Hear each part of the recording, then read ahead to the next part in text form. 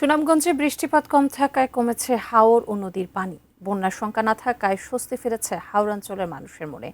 সুনামগঞ্জের লঞ্চঘাট থেকে আরও জানিয়েছেন প্রতিনিধি মেহেদি হাসান। সুনামগঞ্জে এখন আর বন্যার কোনো শঙ্কা নেই। গত ৪৮ ঘন্টায় সুনামগঞ্জে সুরমা নদীর পানি কমেছে ৩৫ সেন্টিমিটার, অর্থাৎ বর্তমানে সুরমা নদীর পানি বিপদসীমার ৮০ সেন্টিমিটার নিচ দিয়ে প্রবাহিত হচ্ছে। শুধু সুরমা নয়, জাদুকাটা, বৌলাই, রক্ষী সহ যেসব নদী আছে সেসব নদীর পানি কিন্তু ইতিমধ্যেই কমেছে এবং বন্যার সেই নদীর পানি কমার সাথে সাথেই কিন্তু আহ বন্যার সংখ্যাও কেটেছে এবং বিশেষ করে সুনামগঞ্জের হাওর গুলো এখন কানায় কানায় ভরপুর আছে। আপনাকে যদি একটু দেখায়, আমি এই মুহূর্তে আছি সুনামগঞ্জের এই সুরমা নদীর পাড়ে। এখানে আপনি দেখতে পাচ্ছেন পানি অনেকটাই শান্ত গতিতে বইছে এবং এই পানি কিছুদিন আগেও উত্তাল ছিল। বিশেষ করে ভারতের চেরাপুঞ্জিতে এবং মাওসিনরামে ব্যাপক বৃষ্টিপাত হওয়ার কারণে কিন্তু সেই এলাকাগুলো থেকে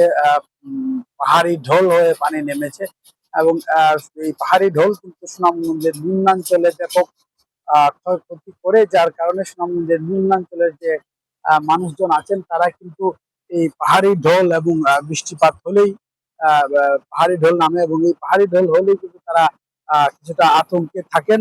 এখন কিছু জায়গায় হালকা হালকা বৃষ্টিপাত হচ্ছে, তবে ভারী কোনো বৃষ্টিপাতের কোনো সম্ভাবনা নেই বললেই চলে। পানি উন্নয়ন বোর্ড আমাদেরকে জানিয়েছে সুনামগঞ্জে এখন আর ভারী ভারী বা অতি ভারী বৃষ্টিপাত হবে না, হালকা বৃষ্টিপাত হবে, যার ফলে সুনামগঞ্জে কোথাও বন্যা পরিস্থিতির সৃষ্টি হবে না।